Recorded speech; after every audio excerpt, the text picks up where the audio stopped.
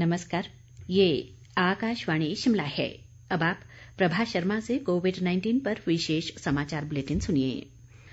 मुख्यमंत्री Jairam Thakur corona positive आने के बाद अपना कामकाज अपने आवास से ही करेंगे। डॉक्टरों की सलाह पर होम क्वारंटीन रहने के दौरान भी मुख्यमंत्री मंत्रियों और अधिकारियों के साथ ऑनलाइन संपर्क में रहेंगे। जानकारी के अनुसार मुख्यमंत्री का सुरक्षा व निजी स्टाफ भी एहतियात के तौर पर क्वारंटीन हो गया है।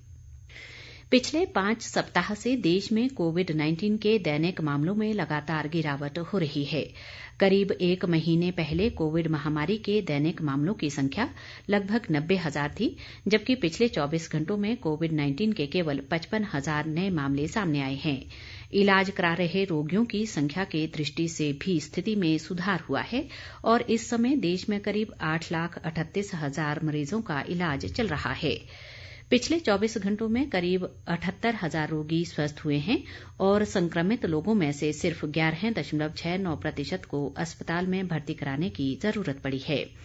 देश में स्वस्थ हो रहे रोगियों की संख्या में बढ़ोतरी का सिलसिला भी जारी है और इलाज करा रहे रोगियों की तुलना में स्वस्थ हुए लोगों की संख्या लगभग 7.5 गुना अधिक है। देश में अब तक स्वस्थ होने की दर 86.78% हो गई है।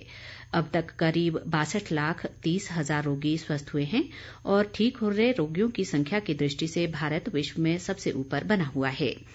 स्वास्थ्य मंत्रालय ने कहा है कि सरकार ने राज्यों और केंद्र शासित प्रदेशों के घनिष्ठ सहयोग से कोविड-19 महामारी के प्रबंधन के लिए स्तरीकृत रणनीति अपनाई है।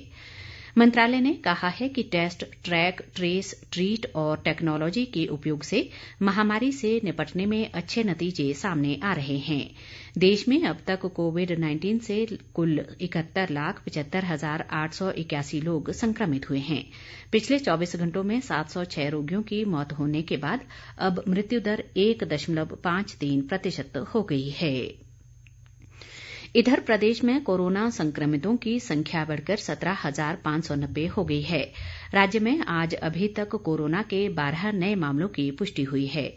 इनमें चंबा जिले से 4, शिमला से 3, हमीरपुर व सोलन से 2-2, जबकि कुल्लू जिला से 1 नया मामला सामने आया है। स्वास्थ्य विभाग द्वारा जारी बुलेटिन के अनुसार प्रदेश में कोरोना के 2,389 सक्रिय मरीज हैं और 14,932 रोगी अब तक स्वस्थ हो चुके हैं। राज्य में कोरोना से अभी तक 248 लोगों की मृत्यु हो चुकी है।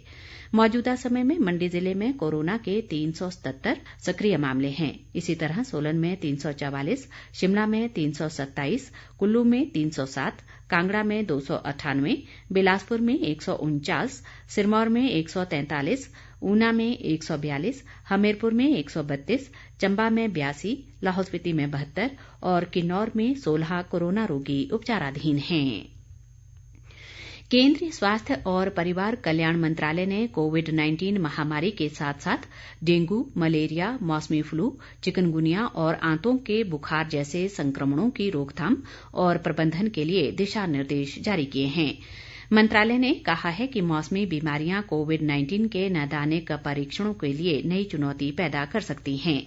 स्वास्थ्य मंत्रालय ने कहा है कि कोविड के साथ साथ अन्य मौसमी बीमारियों के संक्रमण के मामलों में रोकथाम, निगरानी, संचार के माध्यम से लोगों के व्यवहार परिवर्तन और प्रबंधन के समन्वित प्रयास आवश्यक हैं। मंत्रालय ने यह भी कहा है कि लगातार निगरानी और जागरूकता से इस तरह के मामलों में दूसरी बीमारियों के संक्रमण को रोका जा सकता है।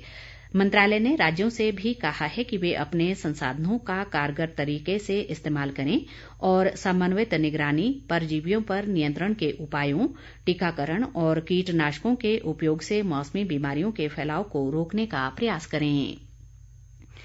भारत ने दुनिया में प्रति 10 लाख आबादी पर कोविड-19 के सबसे कम मामलों और न्यूनतम मृत्यु दर वाले देश के रूप में अपनी स्थिति बरकरार रखी है। भारत में प्रति 10 लाख आबादी पर कोविड संक्रमित रोगियों की संख्या वैश्विक औसत से काफी कम है। इस दृष्टि से भारत रूस, ब्रिटेन, दक्षिण कोरिया, अमेरिका और ब्राजील से भी अच्छी स्थिति में है। भारत में प्रति 10 लाख आबादी पर कोविड महामारी से मौत का शिकार होने वालों की संख्या 79 है, जबकि इसका विश्व का औसत 138 है। देश में कोविड संक्रमण की दैनिक संख्या में ताजा गिरावट राज्यों और केंद्र शासित प्रदेशों के एकजुट प्रयासों का नतीजा है। इसी के साथ ये समाचार बुलेटिन समाप्त हुआ। नमस्कार।